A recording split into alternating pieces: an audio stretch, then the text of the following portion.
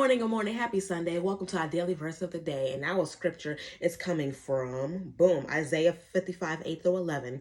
I don't think the way you think. The way you work isn't the way I work. God's decree. For as the sky soars high above the earth, so the way I work surpasses the way you work. And the way I think is beyond the way you think. Just as rain and snow descend from the skies and don't go back until they've watered the earth, doing their work of making things grow and blossom, producing seed for farmers and food for the hungry, so will the words that come out of my mouth and not come back empty-handed. They'll do the work I sent them to do. They'll complete the assignment I gave them. So God's ways, his planning, his thinking is higher than our own. God's ways is higher than our own. God's plans are higher than our own. God's thinking is higher than our own. Nothing ever returns to them void. That's how powerful he is. That's how powerful he is.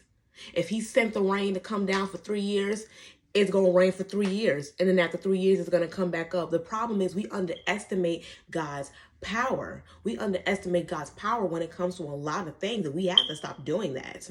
What the man says goes. Take us, for example. If he didn't want us here on the earth, we ain't going to be here. We just wouldn't be here. You just wouldn't wake up. Simple.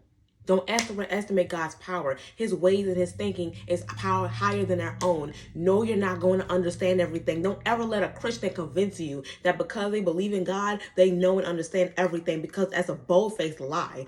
And we're still human. We still question. So no, you're not going to understand all of God's plans. You're not going to always understand why he thinks the way he thinks and why he does the things that he does. But the word also explains to not lean on your own understanding, but lean on his understanding and know that all things work around for his good. Nothing should ever return to him void. Love you and have a good one.